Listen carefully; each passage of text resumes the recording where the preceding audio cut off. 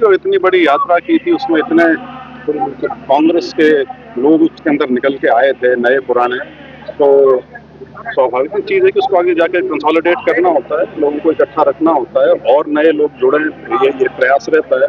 तो उसी कड़ी में ये शुरुआत आज से है। जो हमने 23 जेलों का कार्यक्रम बनाया है उसमें पानीपत सबसे पहला है और ये उस हिसाब से ये पहला प्रोग्राम है।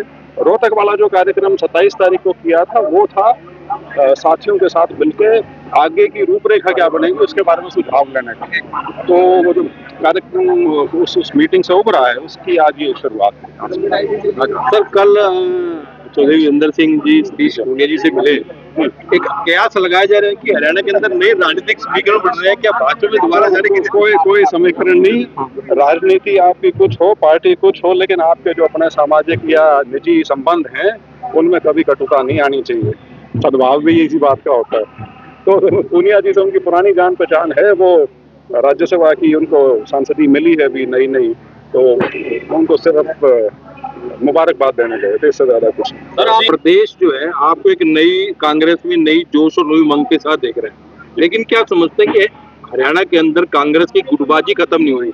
अभी भूपेंद्र सिंह हुड्डा ने कल ही बयान दिया है कि सुरजेवाला मेरा साथ दे, सुरजेवाला बोले हम 20 साल से साथ दे रहे हैं, अब हमारा साथ दे। वो बयान नहीं था, वो जो प्रभारी जी ने कांग्रेस की जो गवर्निंग बॉडी की मीटिंग बुलाई थी उसका एक वो वाक्य है बड़ा दिलचस्प, और उसके पीछे असली चीज वही है, जनरेशनल शिफ्ट।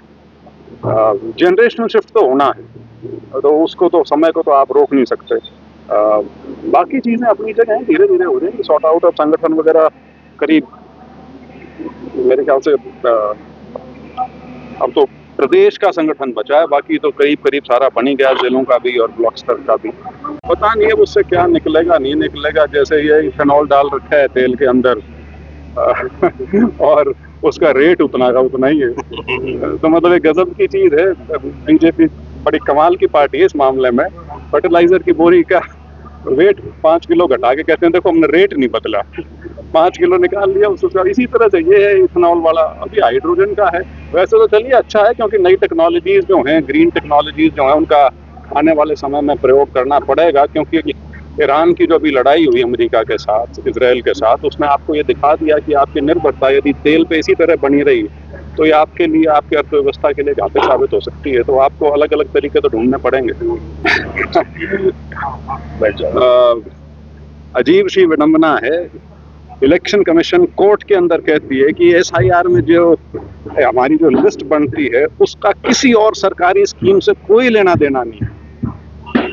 एक बहुत ही वरिष्ठ पत्रकार कलकत्ता के, जो कि एक बहुत बड़े अखबार के एडिटर रहे, वो अपनी बेटी की शादी अमेरिका में सिर्फ इसलिए नहीं अटेंड कर सके कि उनकी पासपोर्ट वेरिफिकेशन के लिए जब मामला पुलिस के पास गया तो पुलिस ने यह रिपोर्ट कर दिया कि इनकी SIR में वोट कट गई है, इसलिए इनकी नागरिकता साबित नहीं की जा सकती, ऑब्जेक्शन लगा दिया।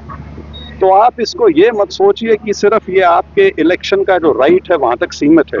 इससे जो सरकार की जितनी भी स्कीम्स होती हैं लाभदायी, जो लोगों को जो बेनिफिशियरी ओरिएंटेड होती हैं, उसमें बंगाल ने कह दिया, आसाम ने कह दिया, बिहार ने कह दिया, कल को और कोई प्रदेश कहेगा कि जिनके नाम SIR में नहीं है वो इन स्कीम्स का लाभ उठाने के लिए पात्र नहीं माने जाएंगे।